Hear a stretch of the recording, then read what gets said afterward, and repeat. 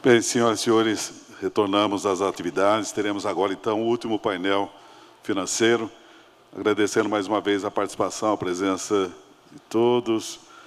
E lembrando, teremos, depois de encerrar esta atividade, este último painel, às 19 horas, o jantar no restaurante do hotel.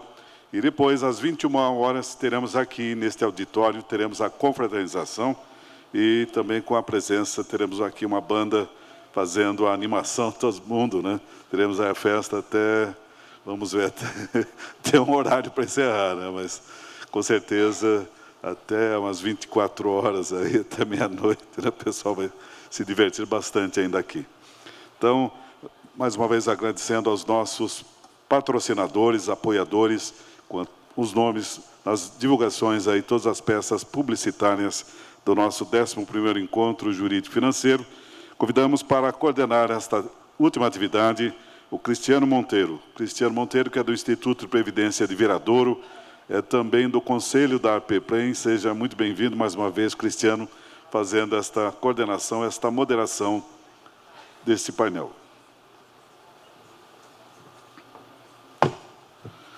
E com muita honra convidamos os nossos palestrantes, convidamos o Andrei de Melo Moura. Seja muito bem-vindo, Andrei.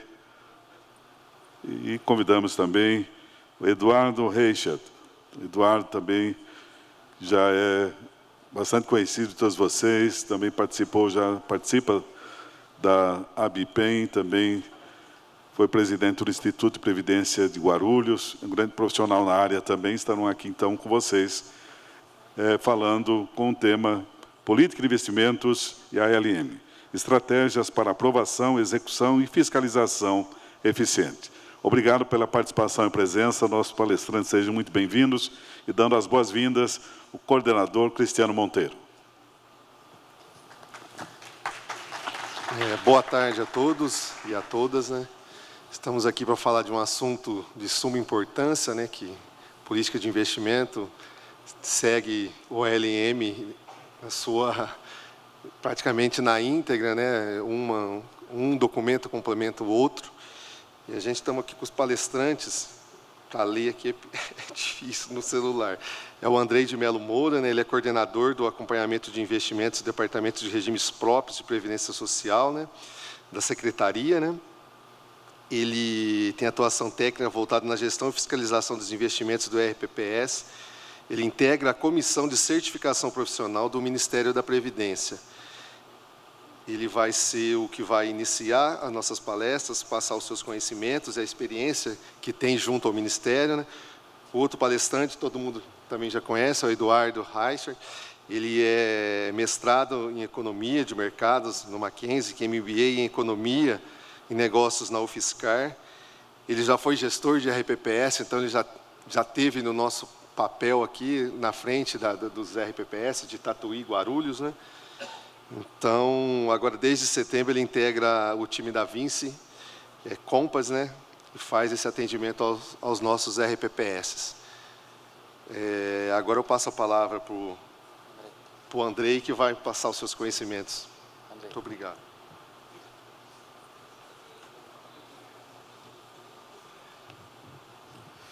Muito boa tarde. Deixa eu só testar aqui.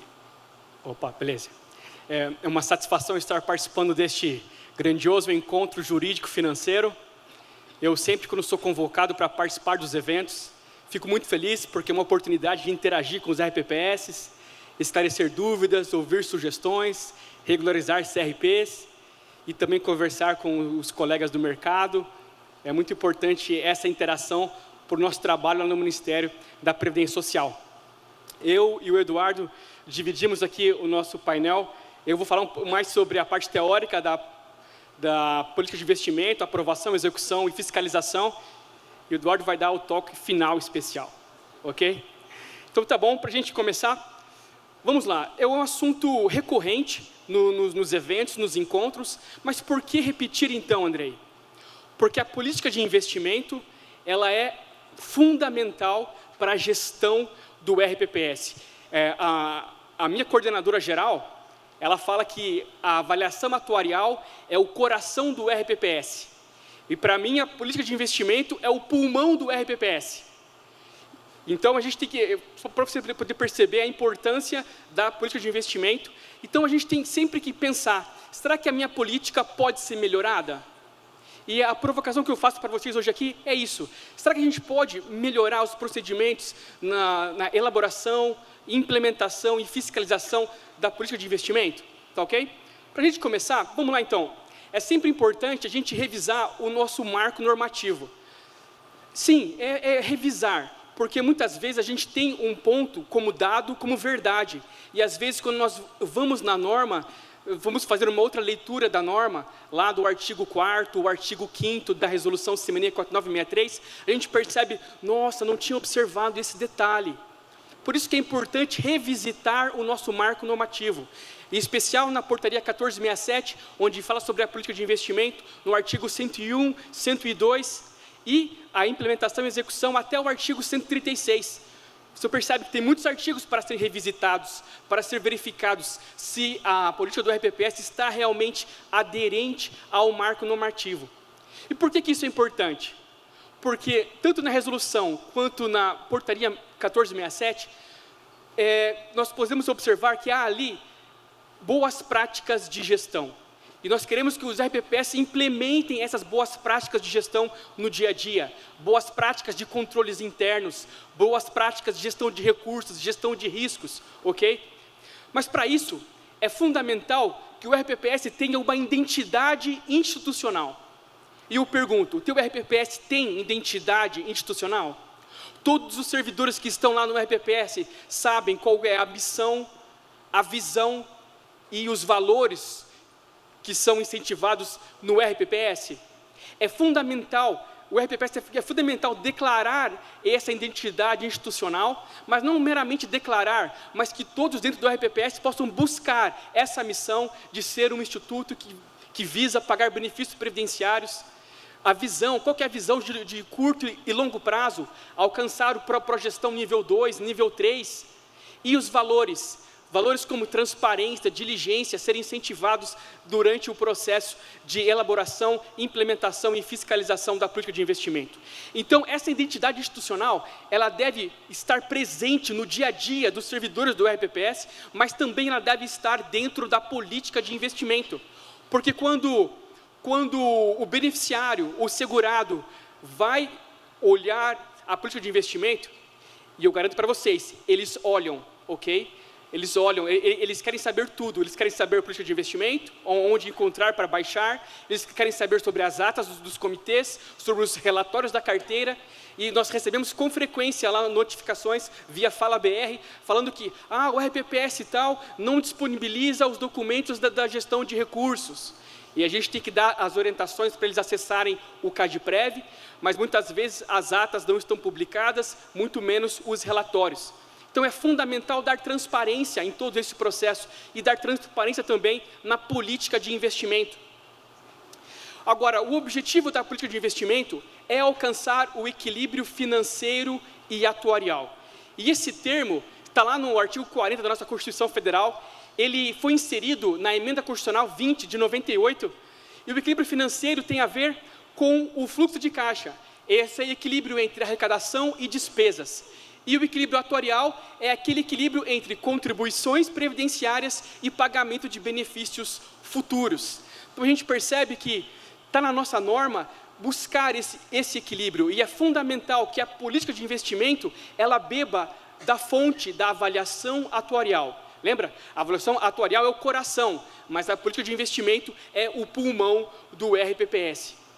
E esse termo, equilíbrio financeiro e atuarial, ele foi inserido na nossa lei geral também, a 9717 de 98, mas lá foi inserido de uma forma mais forte, onde o RPPS deve garantir o equilíbrio financeiro e atuarial. Deve garantir, ou seja, deve usar todos os esforços, todos os empreendimentos possíveis para alcançar esse equilíbrio financeiro e atuarial. Mas na resolução 4963, esse termo ele foi inserido, mas com uma outra roupagem. Lá no artigo 6º, no parágrafo 1º, fala sobre a compatibilidade dos ativos investidos com os prazos, montantes e taxas das obrigações atuariais presentes e futuras, ou seja, equilíbrio financeiro e equilíbrio atuarial também está presente na resolução CMNE 4963. E o parágrafo 2º do artigo 6º fala quem deve garantir essa compatibilidade. E ali está em negrito, ali sublinhado, os responsáveis pela gestão. Sim, são os responsáveis pela gestão que devem garantir essa compatibilidade entre ativos investidos e o passivo do RPPS, as obrigações do RPPS. E ainda mais, os responsáveis pela gestão devem criar controles internos formalizados para garantir a gestão do risco de liquidez do RPPS. O RPPS tem o risco de não ter recurso para pagar benefício. E cabe aos responsáveis da gestão estabelecer controles internos, procedimentos para fazer essa gestão de liquidez e realmente encontrar o equilíbrio financeiro e atuarial. Mas quem são os responsáveis pela gestão? Às vezes a gente acha, quando a gente pensa em gestão de recursos de investimento, é apenas o comitê de investimento e o gestor de recursos que são os responsáveis. Mas a resolução deixa bem claro que não. Os responsáveis pela gestão de recursos pelos recursos são os membros do Conselho Deliberativo, os membros do Conselho Fiscal, direção executiva, comitê de investimentos e gestor de recursos. Estes são os famosos responsáveis pela gestão dentro da unidade gestora. Mas não são só eles. Os participantes do mercado também têm o seu papel. Os administradores dos fundos, os gestores, distribuidores, consultoria de investimento, assessor de investimento, eles também são corresponsáveis no que se refere aos recursos previdenciários. Mas dentro da unidade gestora, então, são os membros do comitê de investimento, gestor de recursos, membro dos conselhos e a direção executiva são os responsáveis pela gestão. Ok? Esse é um ponto que a gente precisa destacar. E agora é o seguinte, quando nós falamos que todos da gestão são responsáveis, todos da governança do RPPS são responsáveis pela gestão dos recursos, tem um problema. Quando parece que todos são responsáveis, parece que ninguém é responsável. Não é verdade? Esse é um outro problema. Por isso que é fundamental segregar as funções e separar as responsabilidades. A função de cada órgão colegiado, evitando, na medida do possível, acúmulo de funções. A gente sabe que na prática não é fácil evitar o acúmulo de funções, mas o acúmulo de funções prejudica a independência e a autonomia dos órgãos colegiados. Imagina se o membro do comitê de investimento, ele também for o membro do conselho fiscal. Ele que implementa a política de investimento, mas ele também que fiscaliza. Provavelmente ele vai ser bem brando quando ele for analisar a implementação da política de investimento, não é verdade? Porque ele faz parte do comitê. Então, por isso que é importante segregar as funções para que os órgãos colegiados tenham autonomia e tenham independência. E, além disso, também é importante porque, em casos de responsabilização, quem detiver acúmulo de funções, duas funções, poderá ser responsabilizado duplamente. Então, o ideal é segregar, sim, as funções. A gente sabe que, na norma, não fala sobre segregação de funções, exceto pelo artigo 153 da portaria 1467. E lá fala o seguinte, quando as aplicações ofenderem a resolução CMNE 4963, o RPPS tem que, na medida do possível, estabelecer a segregação de funções. Só que nós estamos incentivando, desde já, não precisa aplicar os recursos de maneira contrária à resolução para depois ter que comprovar e estabelecer a segregação de funções. Já podemos incentivar as boas práticas hoje, implementando agora a segregação de funções dentro da governança do RPPS. Agora, qual que é o papel dos órgãos da unidade gestora na política de investimento? Lá no artigo 4º da resolução CMNE, mais uma vez, ela traz aquele nome, os responsáveis pela gestão.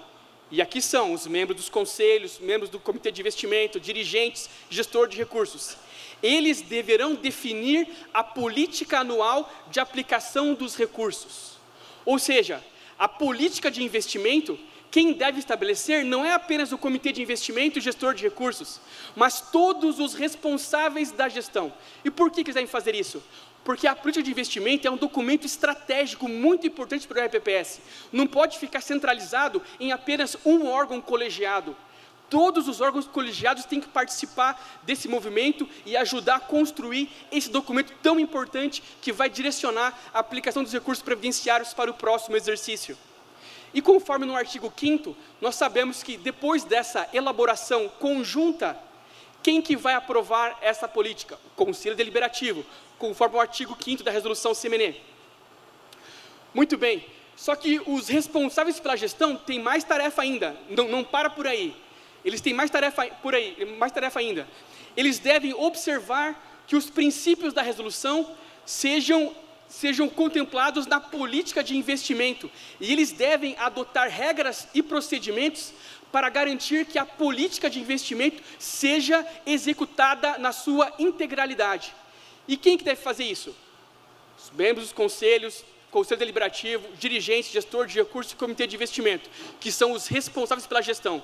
Eles devem garantir com procedimentos e métodos para que a política de investimento seja implementada na sua integralidade, ok? Muito bom. Então, se a gente fosse resumir o processo de elaboração, implementação e fiscalização da política de investimento, teria a forma desse quadrado aí. No primeiro quadrante, à esquerda, no topo, a elaboração deve ser feita pelos responsáveis pela gestão, que nós já mencionamos quem são. A aprovação deve ser feita pelo Conselho Deliberativo. A implementação pelo Comitê de Investimento e Gestor de Recursos. E o acompanhamento e a fiscalização pelos Conselhos Deliberativo e pelos Conselhos Fiscais.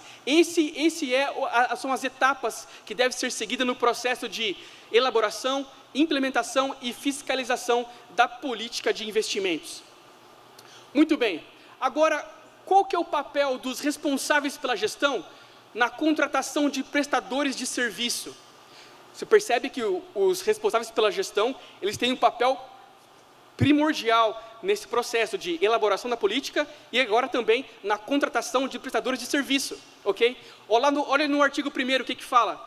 Os responsáveis pela gestão devem realizar com diligência a seleção, o acompanhamento e a avaliação dos prestadores de serviços contratados.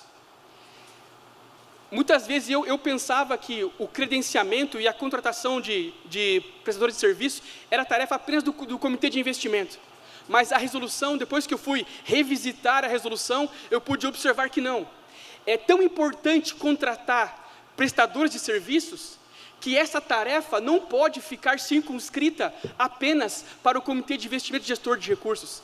Ela deve transbordar esse órgão colegiado e deve passar também para os conselhos deliberativos e para os conselhos fiscais, para o conselho fiscal, perdão.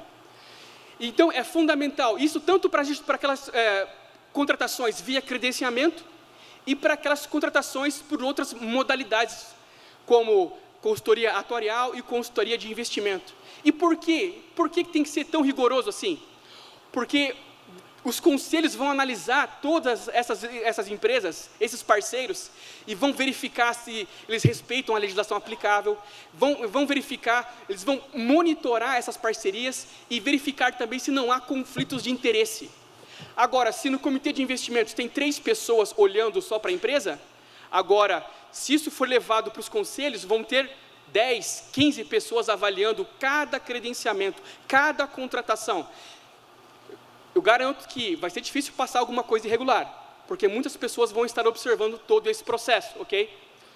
Muito bem, e por que tem que ser tão rigoroso assim, esse procedimento de acordo com a resolução?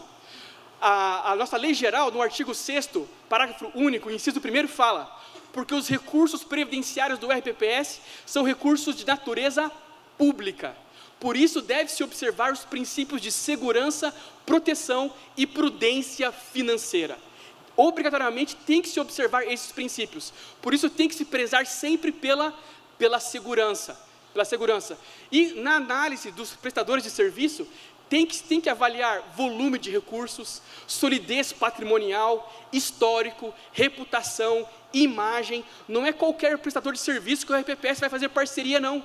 Tem que escolher a dedo os parceiros. Você não convida qualquer pessoa para ir na sua casa. O RPPS é a sua casa. Você não pode convidar qualquer instituição para vir para dentro do RPPS também. Tem que fazer uma seleção bem diligente, ok? Muito bom. Agora, esse quadro vocês conhecem bem, são os quadros dos ativos permitidos na resolução CMNE 4963. Grande parte desse quadro, a maioria dos RPPS podem aplicar nesses ativos, com exceção aqueles ativos que exigem a categoria de investidor qualificado para aplicação. Mas nesse quadro, nós podemos observar os limites de aplicação. Só que esses limites são limites máximos de aplicação, mas não necessariamente o RPPS precisa aplicar nesses limites. Para ser prudente e agir com segurança, o RPPS deve estabelecer limites inferiores desses limites. E o RPPS pode estabelecer outros limites ainda, para garantir a segurança e preservação dos recursos previdenciários.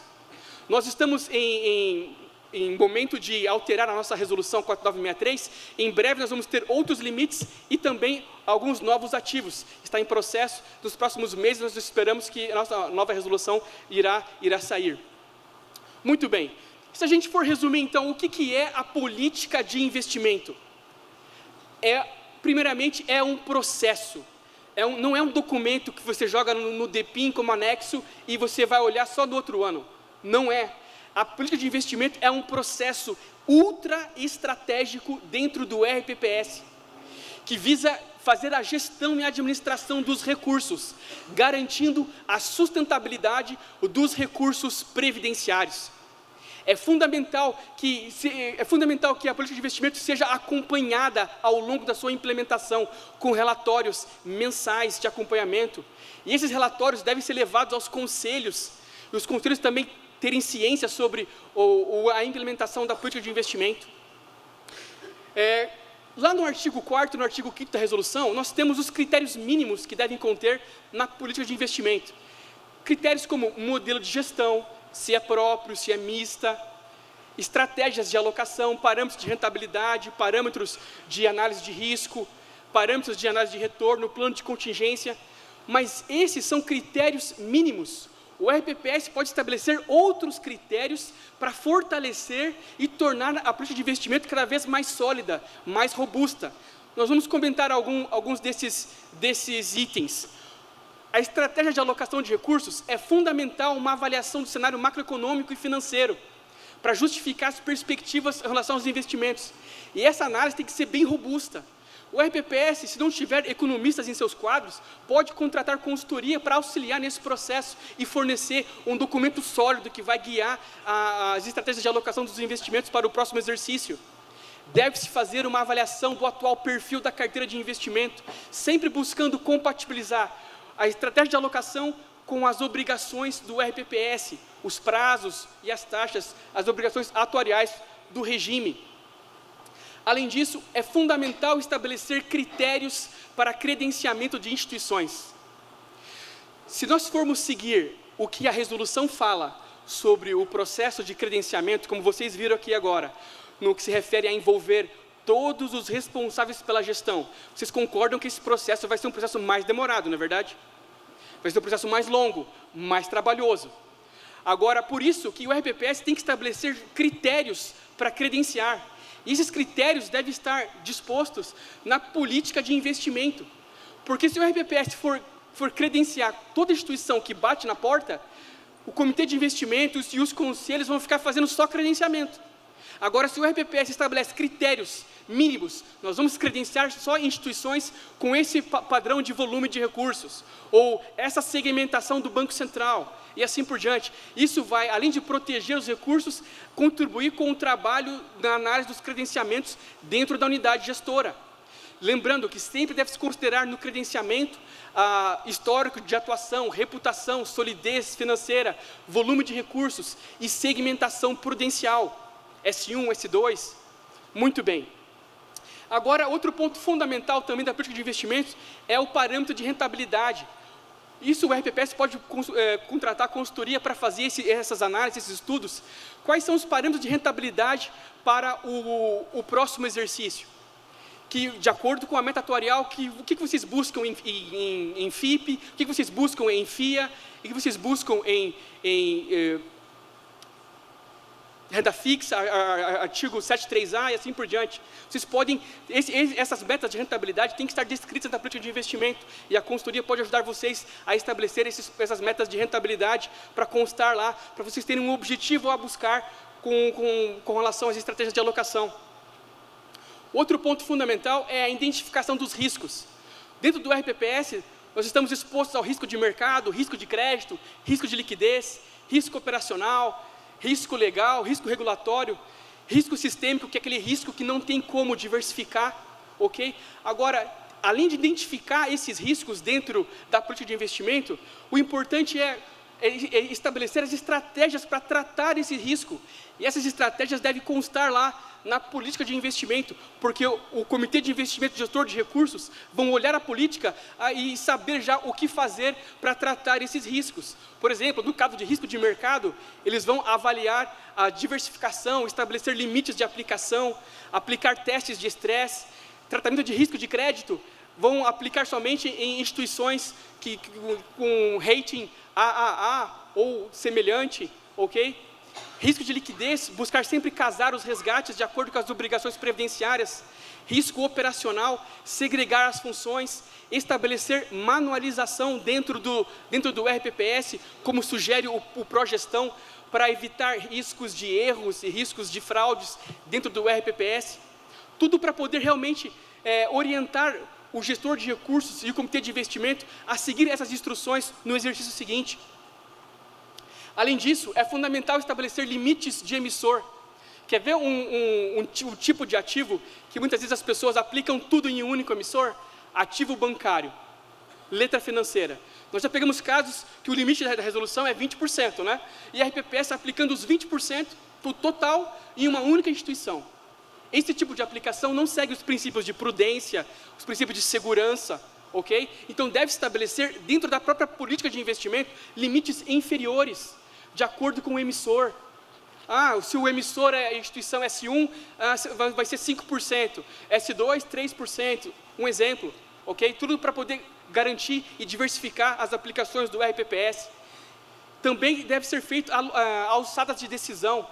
Algumas decisões são tão importantes para o RPPS que não pode ficar circunscritas ao comitê de investimento e gestor de recursos. Devem ser levadas aos conselheiros para ajudar na deliberação. Isso é fundamental, isso traz mais governança para o processo, mais pessoas olhando, mais pessoas acompanhando e ajudando na tomada de decisão. E, por fim, o último item obrigatório da política de investimento, o plano de contingências, que fala sobre a exposição excessiva a riscos, como tratar essa exposição. Isso tem que estar descrito lá na política de investimento. Em casos de perdas de recursos, o que o RPPS vai fazer tem que estar descrito lá na política de investimento. Muito bem. Se a gente for resumir esse processo, como é que ele funciona então? Primeiro, como nós comentamos, os responsáveis pela gestão fazem a elaboração da política de investimento. Em conjunto, comitês, conselhos, dirigentes, gestor de recursos. Conselho Deliberativo aprova. Depois, o gestor de recursos, comitê de investimento e a direção executiva recebe essa política e vai implementar essa política na sua totalidade. Não vai desviar nem para a esquerda, nem para a direita da política de investimento. Porque se desviar, os conselhos estão monitorando a implementação da política de investimento. Então, essa monitoração já é uma prestação de contas mensal, para facilitar a prestação de contas anual que deve ser feita, para o Conselho Fiscal e para o Conselho Deliberativo. Muito bem.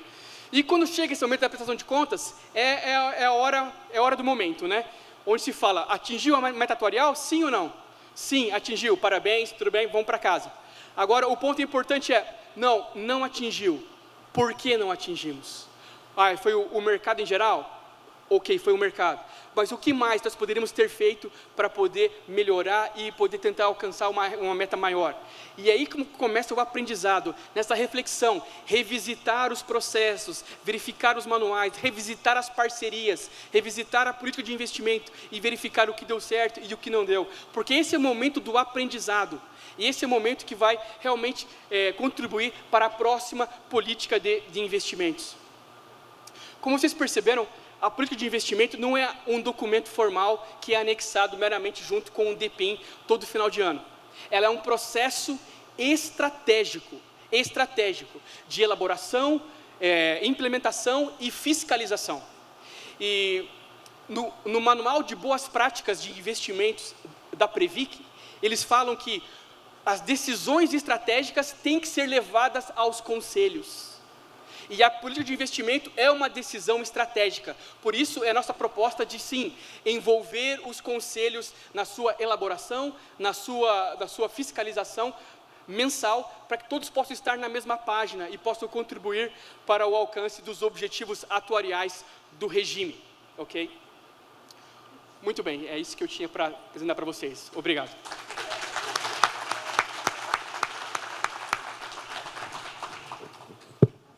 Agora o Eduardo vai dar prosseguimento à palestra.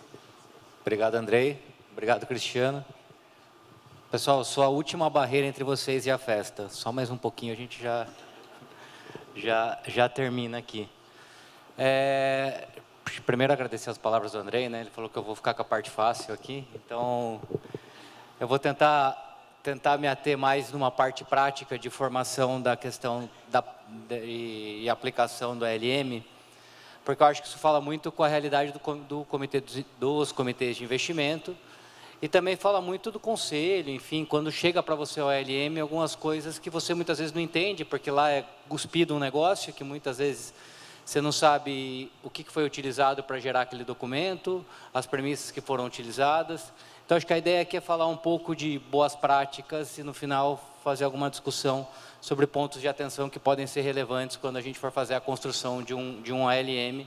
E, mais do que isso, né, a gente entender qual que é a proposta daquele documento, que é uma obrigação, né, que o Andrei fala para a gente que todo mundo tem que fazer.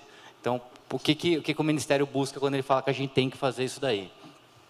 Então, antes disso, pessoal, acho que é sempre legal a gente puxar para o racional, né, para o porquê e qual o objetivo do investimento que a gente está fazendo. Então, o André falou muito da questão legal, né, da prudência, o que a norma traz, que a gente tem que olhar, mas eu acho que é sempre bom que a gente lembrar que aquele dinheiro que a gente está investindo, ele tem como principal objetivo pagar aposentadorias no longo prazo.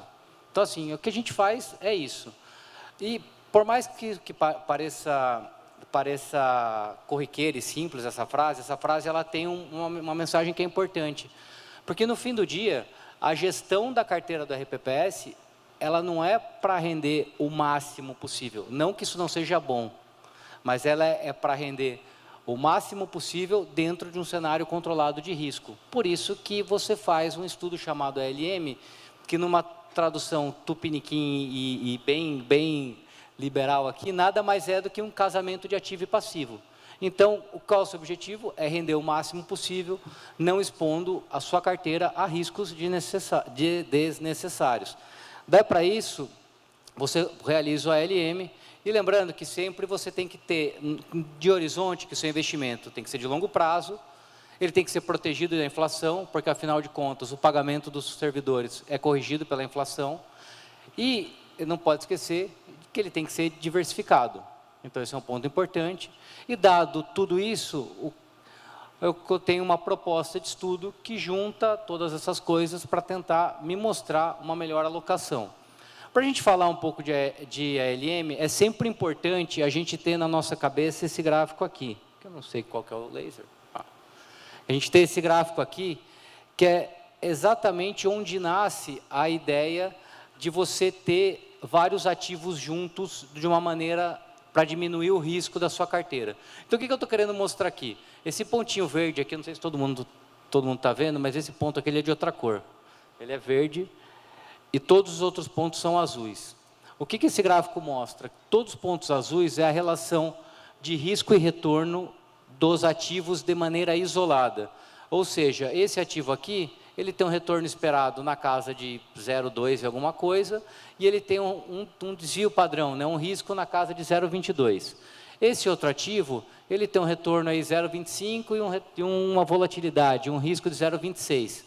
Mas quando eu junto todos esses ativos e faço um estudo de composição de carteira, eu consigo chegar nessa composição, que me oferece um retorno na casa de 0,3 e um risco muito menor.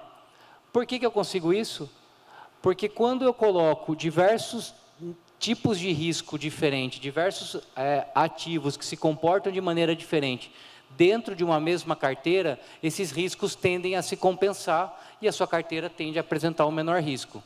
Por isso que a gente sempre fala, né, é importante você olhar o ativo dentro da carteira como um todo, e não ele de maneira isolada. Mas então assim, essa é a ideia do porquê o ALM te faz uma composição.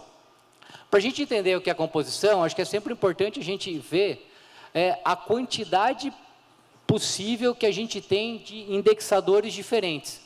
Então, o que é diferente para eu conseguir colocar dentro de uma vasilha, misturar e tirar como resultado uma composição que seja mais próxima do ideal para mim? Aqui estão diversos exemplos de índices que são diferentes. Então, quando eu quero comparar um fundo de renda fixa, eu posso utilizar, por exemplo, o IRFM, que tem gente que investe num fundo de IRFM. Quando eu quero comparar o comportamento do crédito CDI, eu posso usar o índice de debênture da Ambima, atrelado ao CDI, que é o IDA. Para fundo imobiliário, eu tenho o IFIX. Para private equity, tem um estudo do INSPER, a Spectra, que tem uma proxy. Então, tem diversas ferramentas que eu utilizo e eu coloco elas juntas para construir a melhor composição de carteira possível. E por que são importantes? Porque cada um desses ativos que eu falei, ele se comporta de uma maneira diferente. O que eu estou querendo mostrar nesse gráfico aqui? Que cada um dos índices que eu mostrei que eu mostrei no slide anterior, eles têm um alcance de possibilidade de retorno totalmente diferente do outro. Então, você está vendo aqui, para o meu índice de CDI, eu tenho uma margem muito pequena. É o que você espera quando você investe no fundo CDI, não é? Você espera uma volatilidade muito pequena entre os resultados. Quando eu invisto no ativo de private equity, eu tenho uma amplitude muito maior do que pode ser meu resultado. Então, por isso, riscos diferentes para fazer uma carteira que se compense quando eu junto tudo isso dentro dela. E além dessa amplitude de retorno diferente, esse gráfico depois vai estar à disposição para vocês olharem, que eu prometo que ele é legal, é que aqui eu sei que fica um pouco prejudicado. Mas nada mais é do que o quê? Quando eu comparo um ativo contra o outro num horizonte temporal, como que eles se comportam. Então, lembra que eu falei que eles têm amplitude de resultado diferente? Aqui eu estou falando que eles também se comportam de maneira diferente. E aí vem aquela coisa importante que a gente olha e que está no ALM de todo mundo, que muitas vezes é uma matriz chamada de correlação. Todo mundo já viu no ALM a matriz de correlação? Então, tem que ver, pessoal, está lá no ALM, hein? Se não está vendo, pode cobrar o consultor. Não sei se tem algum consultor aqui para ficar bravo comigo depois. Mas, assim, e o que fala essa matriz de correlação? Ela é uma medida de frequência, ela é uma medida estatística, que mostra como dois ativos tendem a se comportar, conforme um ativo oscila, como que o outro vai variar. E aí não tem a ver com intensidade, tem a ver com com a frequência eles apresentam resultados em mesma linha. E aqui eu acho que mostra bastante quando a gente está falando de ativos diferentes. Aqui é um gráfico simples de dois ativos. Então, imagina que esse ponto aqui é um ativo, esse ponto aqui de baixo é outro ativo. Se os dois tiverem correlação 1, é importante lembrar que a correlação é uma medida que ela vai de -1 a 1. Então, assim, se o meu ativo tiver correlação 1, o que significa que esses ativos são exatamente correlacionados. Ou seja, eles sempre se comportam da mesma maneira. Quando eu falo da mesma maneira, não é igual. Mas significa que quando um rende X, o outro sempre rende Y, sempre iguais. Não na mesma intensidade. E aqui, eu tenho, nessa última linha, eu estou falando a correlação -1, que é o outro extremo. E o que eu observo aqui? Que quando eu coloco ativos diferentes, a minha carteira ela começa a apresentar melhores opções de retorno com riscos mais baixos. Então, daí que você parte da ideia do porquê o ALM é importante você colocar ativos diferentes dentro da sua carteira para você fazer uma composição. E aí você pergunta, poxa, então você está falando para mim que quanto mais eu diversificar, mais fundo eu tiver na minha carteira, melhor? Também não, porque a gente acabou de ver no gráfico anterior que se você tiver 2 fundos iguais, a sua correlação é 1, não faz diferença nenhuma. Já aconteceu, eu já ouvi de gestor de RPPS, por exemplo, quando o gestor fala, olha, agora eu saí do banco X, agora eu não estou investindo só no fundo IMAB do banco X, eu estou investindo no fundo IMAB do banco X e do banco Y. O que ele está fazendo, na realidade, ele está só diversificando o relacionamento e tendo que conseguir um extrato a mais no final do mês. Então, assim, sempre se provocar, se aquele ativo que está trazendo dentro da carteira, ele faz sentido para você e ele está, de fato, diminuindo o risco composto da sua carteira.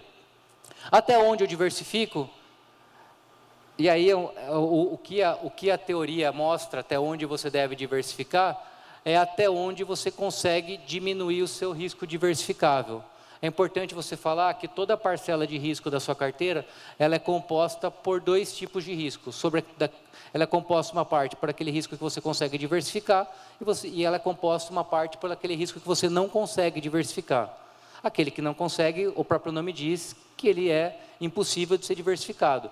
Mas enquanto você conseguir diminuir o seu risco diversificável, esse é o ponto ideal para você conseguir gerar a melhor carteira possível. Legal? Pessoal, e eu acho que agora é legal, eu vou até compartilhar um estudo que foi feito com vocês. Esse estudo foi feito até por um cara que trabalha lá com a gente na 20, que é o Damasceno.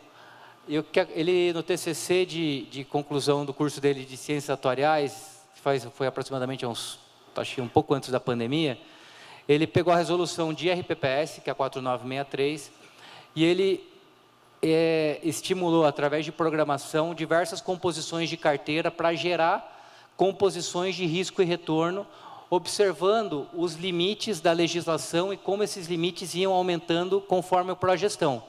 Acho que é um ponto importante, até para o regulador conseguir ver se, de fato, o que eles estão propondo no aumento dos limites da progestão faz sentido ou não faz. Afinal de contas, eu estou falando que o cara pode investir mais em crédito, faz sentido para ele ou não faz? E o que a gente conseguiu observar nesse estudo, eu vou mostrar o último gráfico, eu acho que já é visual de todos, é que o modelo restrito e travado pelo nível 4 do progestão, é esse traço azul, ele é o modelo que vai apresentar a menor volatilidade para o mesmo nível de risco. Muito por quê? Porque aumenta as suas possibilidades de diversificação. Então, está vendo que aqui você tem um intervalo de aproximadamente, estou falando de 5% a 3% de volatilidade no ano. Eu consigo ter um intervalo próximo aí de 3% de volatilidade para o mesmo nível de retorno que eu estou falando aqui de 6%, que é o objetivo de retorno de vocês, a gente está falando de retorno real aqui, de IPCA mais 6, a minha composição que vai oferecer a melhor relação risco-retorno por ter exatamente o menor risco é a composição de nível 4 no modelo restrito. E aqui é como as carteiras estão divididas. Então, aqui você tem a carteira sem restrição nenhuma, como que ela seria, se a gente não tivesse norma 4963, e eu jogasse todos os índices lá, como que ela se comportaria. Não, minto, aqui é o mais restrito, é 4963, aqui é o modelo livre, ou seja, se a gente não tivesse norma nenhuma, se a gente não tivesse 4963, você pudesse colocar o que você quisesse lá, você tem esse modelo. O que a gente tem que se ater, que eu acho que é interessante, é como você vai explorando novas classes de ativo, conforme você vai aumentando o nível de governança do seu RPPS, e que, consequentemente, é essa diversificação que possibilita que você tenha carteiras mais eficientes na relação risco-retorno. Legal, pessoal? Você consegue ver a quantidade de cor que tem nesse modelo aqui de nível 4? Que é esse daqui, pessoal. Então, você tem diversos ativos sendo explorados ao mesmo tempo. Isso daí faz a sua relação de risco conseguir ser otimizada. Legal? E aí? Pô, você falou bastante de retorno, de risco, de carteira. E como é que o meu ALM ele casa com o meu fluxo de passivo? Basicamente, o foco de pagar passivo atuarial ele pode ser casado de duas maneiras. Então, uma maneira que é a mais fácil, mas é que você precisa ter mais dinheiro, é o que a gente chama de cash flow matching, que é você casar exatamente o fluxo de caixa seu. Os RPPS que têm menos responsabilidade, eles conseguem até fazer isso daqui. Mas o que ele está falando nesse modelo da esquerda? Que tudo que eu recebo de rendimento nos meus cupons ou nos aportes, ele é suficiente para pagar as minhas responsabilidades naquela data. E o outro modelo, que é o mais difícil, mas é o que acontece com a maior parte dos RPPS, é o que a gente chama de matching na duration, que é o quê? Eu estou considerando os vencimentos dos meus títulos para conseguir pagar as minhas responsabilidades futuras dentro daquele estudo de ALM. É por isso que o estudo de ALM de vocês vem com vértice 2030, 2035, 2040, 2050, 2050, porque ele consegue casar. É um casamento de ativo com passivo. Agora que eu acabei de ver o Vitor aqui. Só porque eu falei que não tinha ninguém de consultoria para brigar depois. E quais os tipos de risco que eu trago dentro da minha carteira quando eu estou fazendo todo esse composto? Então, o André falou um pouco dos riscos, mas aqui acho que são os 4 que são mais eminentes quando a gente vai escolher um investimento, que é o risco de mercado, de crédito, de liquidez, e o risco de reinvestimento. Então, as carteiras estão sempre sujeitas a esse tipo de risco. E a norma, ela existe exatamente para quê? Para trazer para a gente esses diferentes riscos nos seus respectivos enquadramentos. Então, a gente sabe de cara assim, o artigo 7º, ele traz para a gente, essencialmente, risco de crédito. Tudo bem, tem risco de mercado ali, mas o principal componente do artigo 7º é risco de crédito.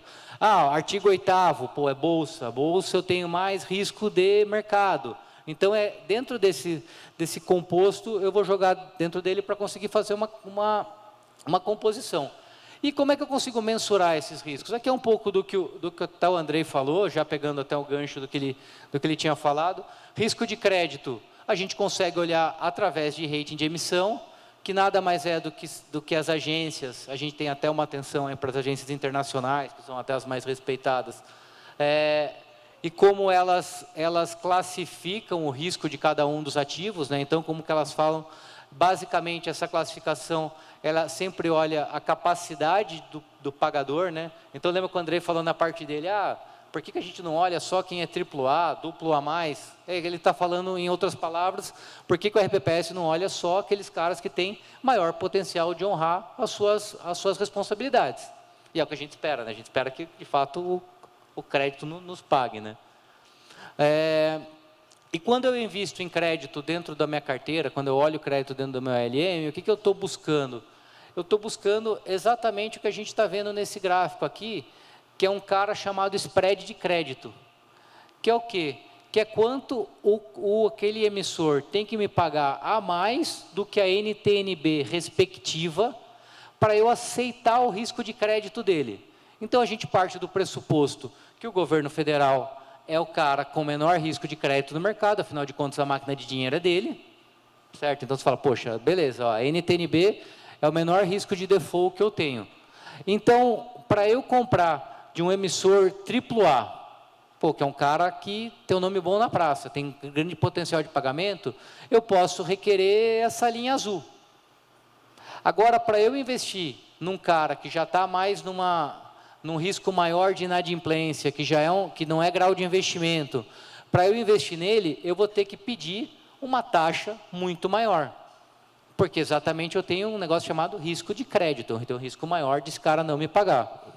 Então, sempre é importante olhar essa métrica quando você vai investir em ativos de crédito.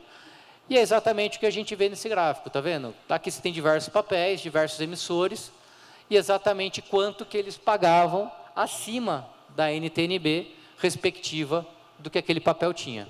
Então, esse é um pouco aí de como você mensura o spread de crédito. Risco de mercado, esse é o mais conhecido dos nossos investimentos em bolsa. é quando as cotas dão positiva e negativa, conforme as prerrogativas do mercado, mas nada mais é do que a amplitude dentre as possibilidades de resultado que o investimento tem, dado a variações específicas de mercado. Então, quando eu invisto num ativo que ele tem risco muito alto, a chance que ele tem é dar muito ou dar negativo, porque ele tem uma amplitude muito alta. Isso daqui tem a ver com aquele cara que a gente falou lá no começo, que é o desvio padrão, que é uma medida estatística que mostra quanto um ativo tem chance, né? Quanto ele se desvia de um padrão de resultados dados em diversos períodos. Deixa um pouco. E quando você faz a sua marcação na curva, que é o que todo RPPS faz, o que você está tentando mitigar aí dentro? Você está tentando mitigar nada mais, nada menos do que o risco de mercado. Que era quando você investia, quem está nos comitês já há bastante tempo, era quando você investia nos fundos IMAB, e o fundo dava, no mês, -3, e você tinha que ficar explicando para todo mundo por que seu fundo de renda fixa não era tão fixo assim. Então, quando o Ministério da Previdência, lá atrás, em 2018, e depois ele reeditou na 1467, a possibilidade de marcação na curva, a única coisa que ele te deu é a possibilidade de você eliminar a volatilidade, o risco de mercado daqueles ativos de renda fixa. A marcação na curva funciona para risco de crédito? Não precisa falar, né? Tudo bem, você está marcando lá, mas você pode não receber. Que daí não vai adiantar nada, você está com o balanço seu redondo. Quando você investe demais em um tipo de ativo, você pode começar a correr e intensificar alguns riscos dentro da sua carteira. Então, acho que são sempre pontos de atenção para você evitar movimentos de superalocação. E eu acho que 3 riscos são mais emblemáticos quando a gente está falando disso. Que o primeiro risco é um risco de mercado. Então, obviamente, se esse ativo tiver alguma relação com alguma variável de mercado, sua carteira vai estar mais presa nesse tipo de oscilação. O risco de liquidez, caso o seu ativo tenha saída dificultada. Então, assim, se você não conseguir vender ele e você tiver muita concentração em um tipo de ativo só, você acaba sofrendo com risco de liquidez. E o terceiro risco, não menos importante, e aí é um dos riscos que o ALM mais fala, é o risco de reinvestimento, que é exatamente você saber se o seu passivo não tiver bem casado com o seu ativo, se o quanto você vai receber não tiver bem casado com o quanto você paga, você pode ter que ser obrigado a reinvestir seu recurso a taxas não tão boas quando aquele dinheiro for realizado. Isso que é o que a gente chama de risco de reinvestimento. Por isso que é tão importante você entender o seu passivo para fazer a composição da sua carteira. E ainda mais uma questão de operacionalização, agora partindo mais para uma questão de operacionalização, legal, recebi meu ALM, como que eu consigo otimizar dentro de tudo que a gente falou, para escolher, enfim, os melhores gestores. E aqui fica um pouco de como que funciona a construção de um portfólio de maneira prática. Então, se eu pegar o meu time de gestão lá dentro da 20 e tentar traduzir em um slide o que a gente faz de maneira contínua, eu acho que esse é um slide que mostra um pouco do dia a dia. Então, legal, o que eu tenho que considerar? A proteção de portfólio é bastante importante, monitoramento constante dos custos, então as taxas que eu estou pagando, elas são de fato aderentes com o que o mercado está cobrando, faz sentido aquilo que eu estou pagando. Eventualmente, se a nova norma, e o Andrei deve saber melhor que eu isso, mas ele não vai contar, eventualmente se a nova norma vier dispondo mais sobre fundo exclusivo e carteira administrada, vocês vão ter mais ferramentas e vai ser mais importante ainda utilizar, acompanhar essa estrutura de custo. A visão de médio e longo prazo, então, a gente já falou muito de prazo aqui. A alocação e o tempo que você investe, ele é muito importante quando a gente está falando de casamento de ativo e passivo, de ALM. Vale lembrar que você sempre faz uma alocação na sua carteira que é estratégica, que é aquela que é de longo prazo, e dentro dela você tenta aproveitar movimentos que façam mais sentido de maneira tática, buscar melhores condições, ter uma flexibilidade na escolha dos investimentos, para aí você conseguir ter uma geração de retorno. Então, essas que são as grandes, a gente fala de grandes pilares para você conseguir construir um portfólio. Dentro dessa escolha de gestores, você tem diversas opções quantitativas e qualitativas. E aí eu vou até fazer uma provocação que eu acho que é importante para vocês terem. Lá dentro da 20, a gente tem uma área grande que faz mandato para pessoa física, para fundo de pensão, a gente faz carteira administrada para EPPS. E a gente olha muitos outros gestores para investir lá dentro. A parte quantitativa, ou seja, quanto o fundo rendeu nos últimos 12, 24, 36 meses, ela representa menos de 20% da análise. Então, isso mostra que muitas vezes a gente está muito preocupado em buscar o fundo que rendeu mais nos últimos 12 meses, só que a gente não está olhando se aquela casa tem controles robustos, se aquela casa, o time dela não mudou, há quanto tempo aquele pessoal trabalha junto, se aquela casa tem respaldo para te ajudar no momento de questionamento de um tribunal de contas, se aquela casa está preparada, ela tem robustez. Então, assim, olhem sempre para os filtros qualitativos, e aqui depois vai estar na apresentação algumas coisas que são extremamente relevantes para vocês olharem e que não estão nos números. Quando você recebe, por exemplo, uma lâmina, você não tem na lâmina o histórico da empresa toda, a familiaridade que você tem com o gestor, a referência de terceiros, é uma coisa que acontece muito no mercado. Então, o que estão falando daquele cara? Aquele cara de fato está seguindo, ele sempre seguiu os mandatos que ele recebeu. Qual a infraestrutura do lugar? Vocês vão visitar o gestor que vocês investem? Vocês são diligentes quando vocês investem só para conhecer o escritório, ou vocês passam um formulário para os caras, pedem reunião com compliance, fazem perguntas? Qual que é o nível de aprofundamento que vocês fazem de maneira qualitativa? Então, são provocações que eu acho que fazem sentido e que saem daquele escopo de número. Você está vendo que aqui eu não estou falando retorno de 12, 24, 36, não falei de índice Sharpe, não falei de nada que seja matemática. Eu estou falando tudo de coisas qualitativas e que você pode, inclusive, ranquear. A gente, por exemplo, lá dentro tem um modelo proprietário nosso em que a gente analisa outros gestores. A gente tem um ranking que a gente coloca, de fato, os controles desse gestor são nota 5. De 1 a 5, ele é nota máxima.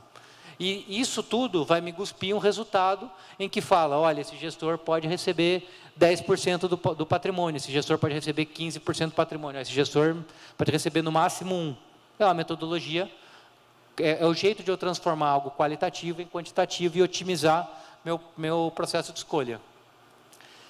Pessoal, e o último ponto que é importante dentro do ALM e que a gente observa, assim, eu já observei bastante, eu acho que é legal a gente deixar ponto de atenção. A gente fala que talvez o único almoço grátis que tenha no mercado seja o rebalanceamento. E é importante para vocês não tirarem isso do radar de vocês quando vocês estiverem acompanhando o ALM de vocês. Porque daquela construção que vocês recebem, se você seguir exatamente o que está lá, provavelmente um mês depois já não está igual. Porque os índices não vão se comportar de maneira igual e as porcentagens vão distorcer. Existem diversos estudos que mostram os benefícios do rebalanceamento. Significa que você tem que rebalancear todo dia? Não, porque mexer em carteira todo dia tende a gerar custo. Imagina que você fica vendendo título público e comprando todo dia, você vai ter custo naquele processo. Mas você comprar e nunca mais mexer é comprovadamente ineficiente. Você está detraindo o retorno quando você simplesmente não mexe na carteira. Porque tem muito RPPS que às vezes o cara fica só olhando o que ele vai fazer com o dinheiro novo. Só que você tem que lembrar uma coisa importante. Escolher não mexer é uma escolha. Então, sempre é importante você ter em mente a importância do rebalanceamento. Aqui estão alguns números de como o rebalanceamento é benéfico para a carteira. Nesse caso, que apresentou melhor retorno aqui, foi o rebalanceamento bianual, mas assim, aí vai variar, obviamente, muito da característica de cada carteira, mas nunca deixe de tirar a importância do rebalanceamento da carteira de vocês. E por último, não menos importante, eu tentei elencar alguns pontos. Vou pegar minha água aqui.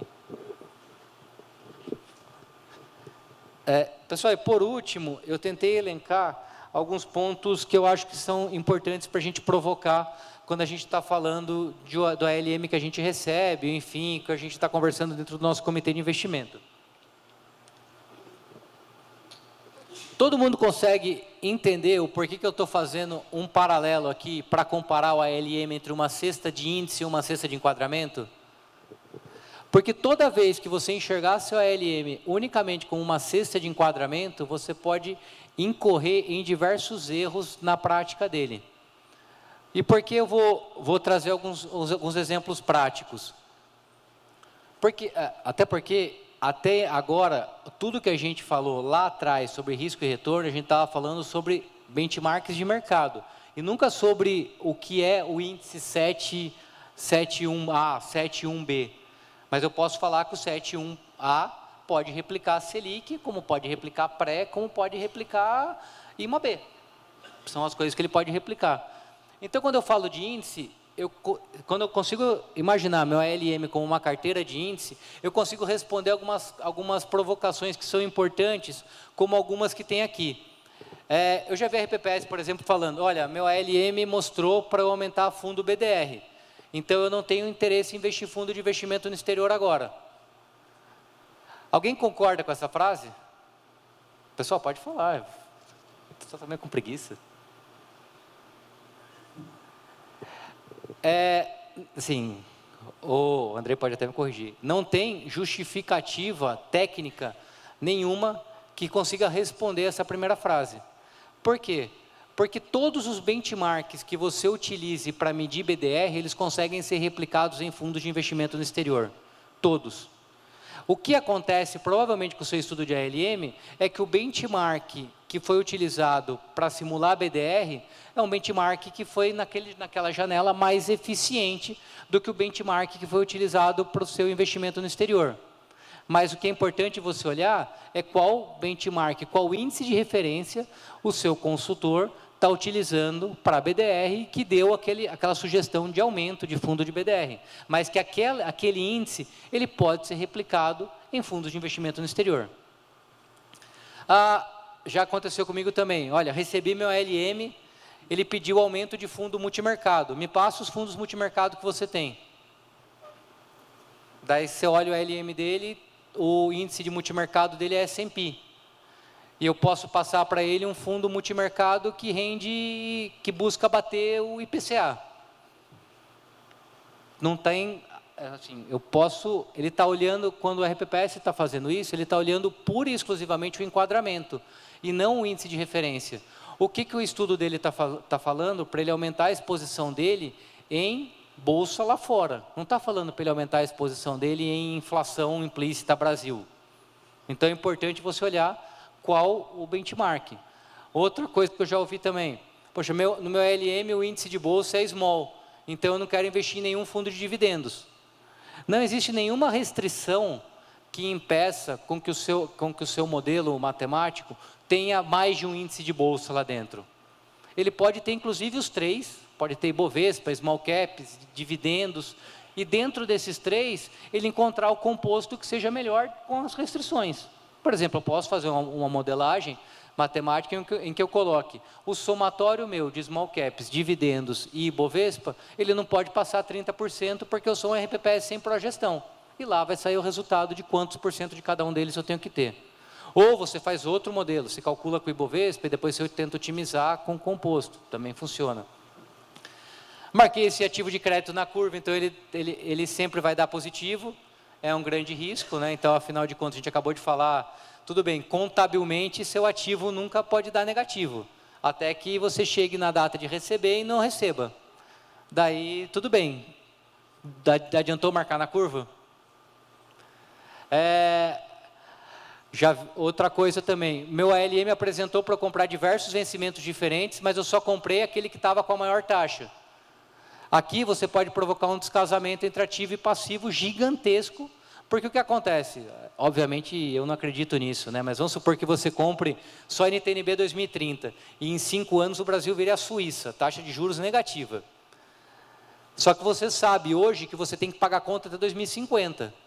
Você está abrindo mão de uma tremenda oportunidade e em 2030 você vai ter um problema gigantesco. Outra coisa importante, olha quanto o índice tal rendeu nos últimos anos, por isso eu vou investir só nele. Uma coisa muito importante que tem por trás dessa frase, que é sempre legal de vocês olharem no ALM de vocês, é o que o seu consultor está considerando como expectativa de retorno para o próximo ano. Porque enquanto você olhar o retorno passado como expectativa de retorno futuro, você pode entrar numa armadilha muito perigosa na gestão sua de carteira, porque o que você vai fazer? Você sempre vai comprar o ativo na máxima e sempre vai vender o ativo na mínima. Você concorda? Quem acha que a Bolsa tem mais chance de subir quando ela está com 80 mil pontos ou se ela tiver 150 mil pontos? Ela tem muito mais chance se ela tiver 80 mil pontos. Só que se a Bolsa cair 20%, você não entra, porque sua expectativa de retorno está considerando o retorno dos últimos 12 meses. Então, essa é talvez, se eu tivesse que deixar uma mensagem, seja essa: sempre olhe a expectativa de retorno que cada um dos índices que está no seu ALM tem lá e veja se vocês concordam com ela, porque é importante vocês falarem com o comitê de vocês, porque senão a gente sempre tem que ter uma frase no mercado que fala muito trash in, trash out, né? Se você coloca lixo dentro do modelo, você vai retirar lixo do modelo, ele só vai computar aquilo que você coloca. Outro ponto importante: minha carteira de título público está toda marcada na curva, e pela correlação, a melhor maneira de eu diversificar é o S&P. Aí é outro ponto de atenção também. Vale lembrar que quando você marca a sua carteira de título público na curva, aqueles títulos na curva não importam mais a correlação deles em termos de IMAB. Então, muitas vezes, você vai estar exposto num cenário aqui ao risco puro do S&P, porque a outra parcela da carteira ela vai estar com uma correlação totalmente diferente da de mercado. Não é um ponto super crítico, mas é um ponto importante, porque às vezes você acha que você está fazendo uma diversificação que você não está. Fiz uma cotação de letras financeiras e escolhi a que estava com a maior taxa, isso daí o Andrei já falou, porque acontece também, e a gente tem que refrisar aquela questão do risco de crédito. E aí o último ponto aqui que eu elenquei, mas eu acho que tem muito a ver com o que eu tinha falado há pouco tempo atrás, é aquele, eu ouvi isso inclusive mês passado, o cara estava criticando a LM, daí ele falou, eu não sei qual período de retorno passado eu considero para o meu retorno futuro. E a resposta que eu tenho que falar é nenhum. Você tem que considerar o que você acha que vai acontecer com aquele índice em termos macroeconômicos. Não significa, vamos supor, se você pegar final de 2020 e for olhar para os últimos 12 meses, seu ALM vai ser caótico, porque tem uma pandemia no meio. Só que o que acontece? O passado, imagina o ALM sempre como uma junção de correlação dos ativos com expectativa de retorno. Para a correlação dos ativos, o passado é muito importante, porque o passado ele mostra exatamente como o ativo A se comporta em relação ao ativo B, que é o que você precisa para balancear os riscos. Mas a expectativa de retorno tem muito a ver com o que vocês estão falando com gestores, com economista, para vocês entenderem se aquilo que está no LM faz sentido para vocês. Então, pessoal, e a última coisa dos 50 tons de S&P, é porque é uma provocação que a gente tem, que acontece muito, que você tem visto o mercado, como o S&P foi o índice que mais rendeu nos últimos anos, você via que tinha gestor que estava se preocupando muito mais em como criar um fundo de S&P diferente, para ter um bolso maior dentro da legislação do RPPS, e o RPPS investindo naquilo porque o ALM vinha com expectativa passada de retorno, e nunca parou para se fazer essa pergunta: qual a justificativa de você estar no S&P na máxima histórica, no seu limite máximo de multimercado? E aí você tem duas opções. O RPPS tem que responder, poxa, eu realmente acredito no crescimento da economia americana, ela já está na máxima histórica, e eu acredito que aquilo vai crescer ainda mais. Tudo bem. Se você me responder isso, cara, está perfeito. Agora, se você responder o segundo, que você apenas considerou o retorno dos últimos anos, aí eu acho que você tem que começar a se questionar de novo sobre o que você está olhando para a expectativa de retorno dentro de todos os seus ativos lá da carteira. Então, é mais uma provocação aí, para a gente sempre estar olhando com um olhar mais crítico, porque no fim do dia o ALM é uma ferramenta, e a ferramenta ela tem que ser bem utilizada para conseguir te gerar bons resultados. Pessoal, no mais, obrigado, agradeço aí mais uma vez a PEPREM, na figura do Cristiano, pela oportunidade, e o Andrei por dividir o painel aqui comigo. Fico aberto aí para perguntas. Depois dessas duas belas explanações sobre essas ótimas ferramentas de gestão de investimento, que nós, ao longo do tempo, estamos aprimorando essas técnicas para buscar a melhor performance, a gente abre para pergunta, porque o nosso tempo está um pouco curto. Edgar, eu sou do Instituto de Sorocaba, FUNSERV, né? Estou lá como diretor financeiro, membro do Comitê de Investimento e também vice-presidente. Eu gostaria de perguntar para o Eduardo e para o Andrei, primeiro ponto, é que até um tempo atrás, alguns anos atrás, na verdade, o Manual de Progestão até indicava que se utilizasse o modelo de Markowitz. Né? Nas primeiras licitações de LM, a gente até exigiu isso. E, nos últimos anos, as consultorias têm criticado muito o modelo e oferecido até metodologias que elas próprias criam para buscar o modelo ideal de posição de carteira. E eu queria ouvir de você, Eduardo, a sua opinião sobre essa questão das consultorias, né, que, até pela sua experiência que teve já em RPPS. E se o Andrei souber, por que saiu do Manual de Progestão, em algum momento, essa indicação do Markowitz e ficou mais... não teve mais nenhuma indicação da metodologia exatamente. É isso, obrigado. Você quer começar? Posso começar mais a parte teórica, acho que depois o Andrei traz até a parte mais do regulador. Pelo menos o que a gente observa, é muito por uma questão de evolução de modelo mesmo. O Markowitz é uma teoria do portfólio da década de 50. Harry Markowitz foi até Nobel de Economia. Ele foi o primeiro cara que falou o seguinte, poxa, retorno de uma carteira é a soma ponderada do retorno de cada um dos ativos, mas o risco não. O risco ele se correlaciona, então ele diminui quando eu coloco ativo diferente. Então, por isso que foi emblemático tudo isso. Só que o modelo puro, se você utilizar só uma ferramenta simples, e dá para fazer até no Excel, você não considera cenários diferentes. Então, a modelagem matemática evoluiu, você está falando de mais de 70 anos de evolução. Eu acho que cabe até como provocação para o comitê, tentar entender o que o seu consultor, enfim, está utilizando, porque existem algumas maneiras de você calcular essa LM e acho que talvez a mais rica dela seja explorando diversos cenários. Porque você pode jogar lá dentro diversas expectativas de retorno diferente para encontrar um composto considerando, sei lá, milhares de cenários. E aí é uma modelagem matemática muito mais robusta. Com relação ao LM, o LM, pelo que eu não sou especialista em LM, mas pelo que eu observo, sempre tem o estudo da carteira de Markowitz dentro do LM. E no Progestão, quando eu participei de algumas discussões, realmente, a princípio, foi indicado a presença do estudo LM para certos níveis do Progestão.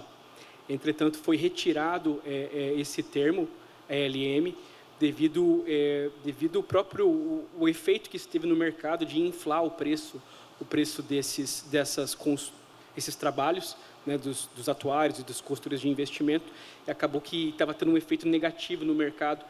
E o pessoal do Progestão optou por retirar isso do manual, por enquanto, mas, de qualquer forma, nós sempre orientamos que é interessante, como boas práticas, fazerem o LM de acordo com a metodologia atual ou a mais convencional, mas porque isso realmente beneficia ricamente a gestão dos recursos previdenciários, mas não é obrigatório realmente no Progestão mais.